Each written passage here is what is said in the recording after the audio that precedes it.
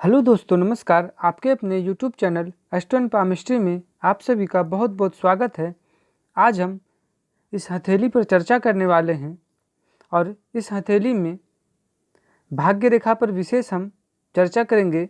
इस प्रकार की भाग्य रेखा का विद्वानों ने काफ़ी प्रशंसा की है, इसके बारे में काफ़ी कुछ लिखा है। इस प्रकार की भाग्य रेखा बेहद ही कम हाथों में देखने को मिलती है।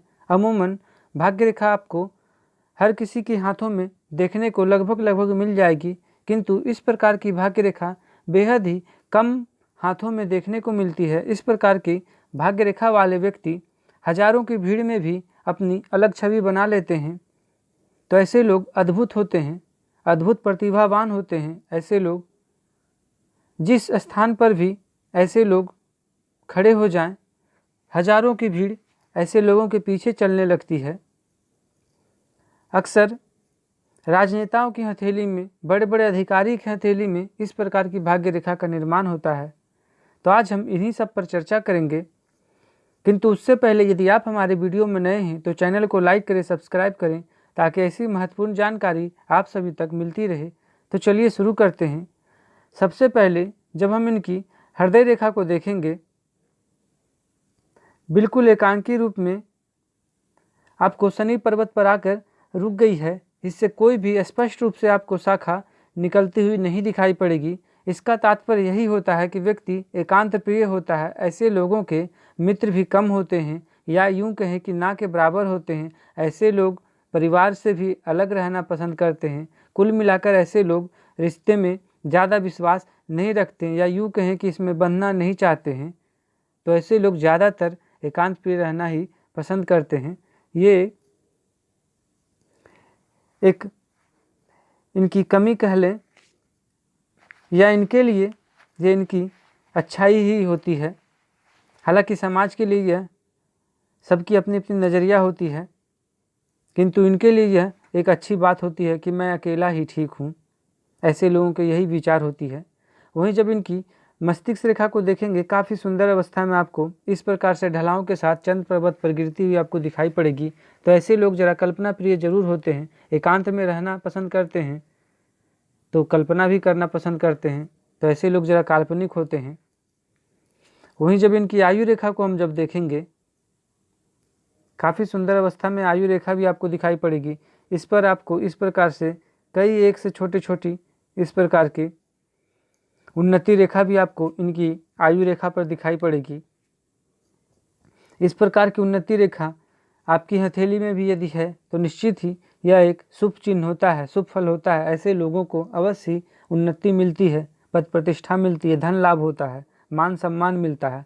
ये कुल मिलाकर यह रेखा बेहद ही शुभ होती है। और यह रेखा तब और ज़्यादा शुभ हो जाती है जब यह इस रेखा का संबंध भाग्य रेखा से हो जाए। आप देखें, इस स्थान पर इनकी हथेली में भाग्य रेखा से इस उन्नति रेखा का संबंध बनता हुआ आपको दिखाई पड़ेगा। तो ऐसे में भाग्य रेखा भी दोहरी फलदायी हो जाती है। एकांकी रूप में भाग्य रेखा तो आगे जा ही रही थी, किंतु जीवन रेखा से भी एक रेखा निकलकर भाग्य रेखा को स्पर्श करती हुई नजर आ रही है। तो यह भाग्य रेखा की शक्ति को दोहरी रूप में बढ़ा देती है और व्यक्ति दोहरा भाग्यवान हो जाता है।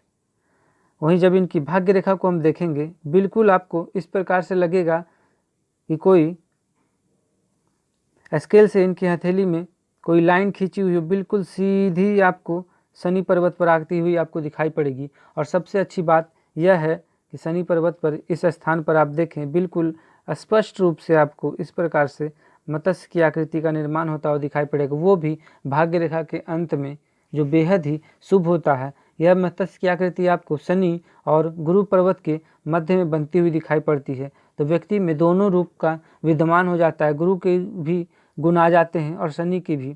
तो व्यक्ति जरा एकांत प्रिय होता है, वहीं व्यक्ति धार्मिक प्रवृत्ति का भी हो जाता है, धर्म में रुचि रखने लगता है।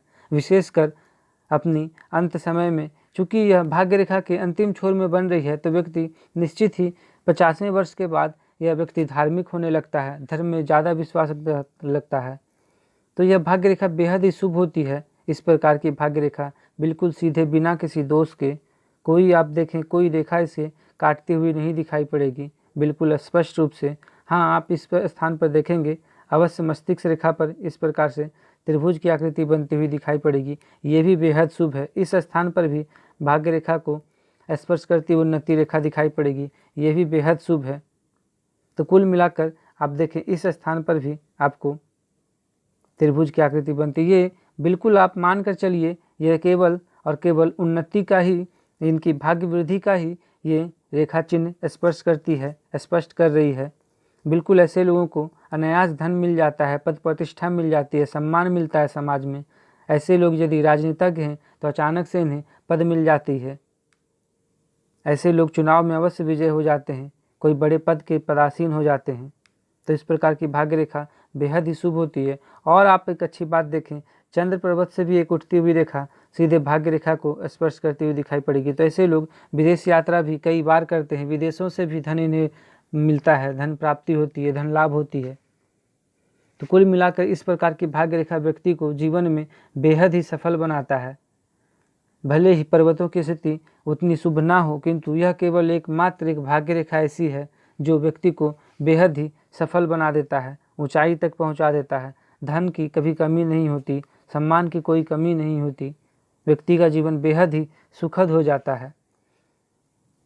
वहीं जब हम इनकी पर्वतों को देखेंगे तो गुरु पर्वत आप देखें बिल्कुल ही सुंदर अवस्था में आपको दिखाई पड़ेंगे। हालांकि इस पर कोई शुभ चिन्ह नहीं बन रहा है वर्तमान में, किंतु फिर भी गुरु की स्थिति बिल्कुल ही शुभ अवस्था में है, बिल्कुल विकसित अवस्था में है। तो गुरु की स्थिति काफ़ी सुंदर है। पूर्व में भी मैंने कहा ऐसे लोग जरा धार्मिक प्रवृत्ति के होते हैं।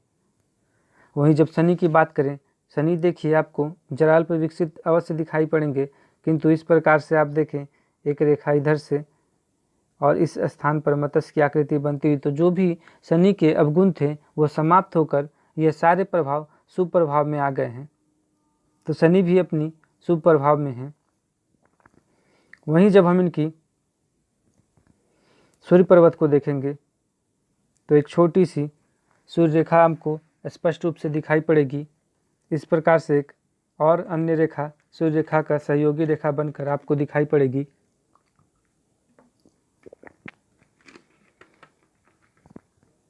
तो सूर्य पर्वत भी काफ़ी सुंदर अवस्था में आपको इनकी हथेली में दिखाई पड़ेगी।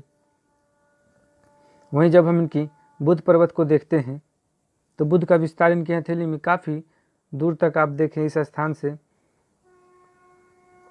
इतनी लंबी, यूँ माने कि सूर्य की भी आधा हिस्सा बुध में आकर मिल गया है। तो ऐसे लोग बौद्धिक रूप से काफ़ी कुशाग्र बुद्धि वाले होते हैं, चतुर होते हैं, कुशल वक्ता होते हैं। एक अच्छे राजनीतिक की यह पहचान होती है कि वह बोलने में बिल्कुल ही ऐसे लोगों की वाणी में काफ़ी आकर्षण होता है, जो लोगों को प्रभावित करता है। ऐसे लोगों की वाणी में लोग सुनकर खुद ब खुद इनके पीछे चलते हैं। यह एक सफल वक्ता, एक सफल राजनीतिक की पहचान होती है। वहीं जब हम इनकी मंगल पर्वत को देखते हैं तो मंगल जरा आपको अविकसित अवस्था में दिखाई पड़ेंगे और शुक्र की स्थिति भी कुछ इसी प्रकार की है। शुक्र भी अपनी अविकसित अवस्था में है। इस प्रकार से आपको ऐश्वर्य रेखा कई आपको दिखाई पड़ेंगे, एक से अधिक, किंतु शुक्र की स्थिति ऐसी स्थिति अविकसित अवस्था में जरा दाम्पत्य जीवन अवश्य ही कलेशपूर्ण होता है, कष्टपूर्ण होता है। संतान को लेकर ऐसे लोगों को विशेष परेशानी होती है, या तो संतान होती ही नहीं है या फिर कई बार विलंब से होती है।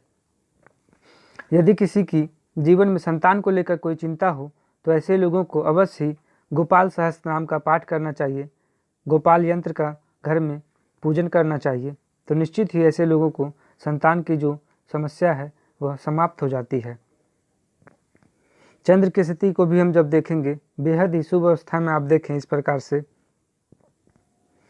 कोई भी दोषपूर्ण रेखा आपको नहीं दिखाई पड़ेगी। इस प्रकार से उठती हुई रेखा ही आपको दिखाई पड़ेगी बेहद ही शुभ अवस्था में। इस प्रकार से यात्रा रेखा भी आपको दिखाई पड़ेगी। तो चंद्र की स्थिति भी इनकी हथेली में काफ़ी सुंदर आपको दिखाई पड़ेगी। केतु की बात कर लें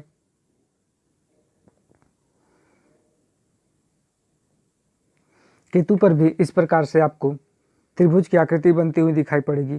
बेहद ही शुभ अवस्था होती है इस प्रकार की। तो आज यहीं तक, हम फिर मिलेंगे किसी अन्य वीडियो में। तब तक के लिए नमस्कार। वीडियो अगर पसंद आया हो तो चैनल को लाइक करें, सब्सक्राइब करें। धन्यवाद।